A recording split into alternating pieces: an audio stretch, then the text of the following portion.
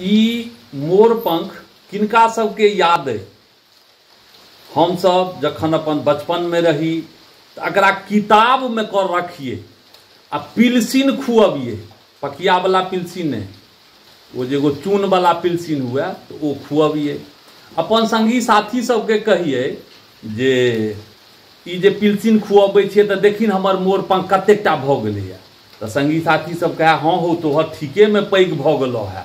हम कहे तू पिलसिन नहीं खुअबै छी तैं लऽ कऽ तोहर पैघ नहीं होइ छौ, आ हम देखिन पिलसिन खुअबै छियै तऽ देखिन मोर पंख कतेकटा भऽ गेलैए। ई बहुत दिन के बाद में ई मोर पंख देखलिए तो कहलहुँ जे एकटा एहि पर वीडियो बनायल जाए। और स्कूल जहन जाइए तो पिलसिन में एक ठूठी पिलसिन में तरकुन हम सब बेचिए। सरकारी स्कूल के आनंदे किछ और होइ छलैए। हम सब तो सरकारी स्कूल में पढ़ने छी तो जाइए तरकुन लऽ कऽ आ कहिए जे एक ठूठी देबै पिलसिन तहन एगो तरकुन देबो तो दऽ दिए वो सब, तो तरकुन ओकरा सबके दऽ दिए।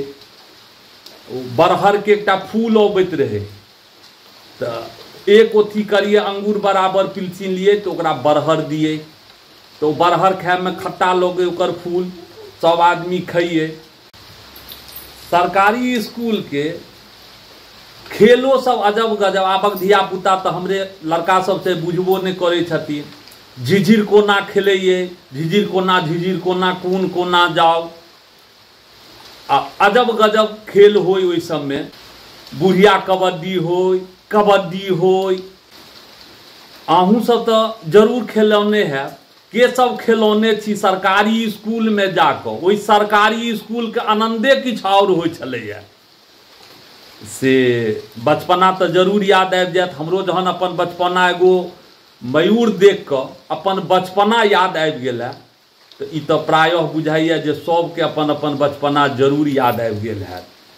हम सब लड़का सब संगी साथी सब कहे जे तोहर मयूर पंख तो बढ़बो करे छो तो एकरा बेच ले, तो देखे छिए एकटा के खोटि कऽ ओहिमे सब बेचिए आ कहिए देखिन हमरो तो एके गो मोर पंख छलैया, ओकरा पिलसिन खुआ खुआ के देखिन कतेक चौड़ा भेलैया। बचपना लाइफे अहाँ के बड़ा अनमोल होइ छै। तैं कहै छै जे दुनिया के सब चीज लऽ ले लेकिन हमर बचपना लौटा दे, तो वो तो लौट कऽ आबऽ वाला नहीं छै यार।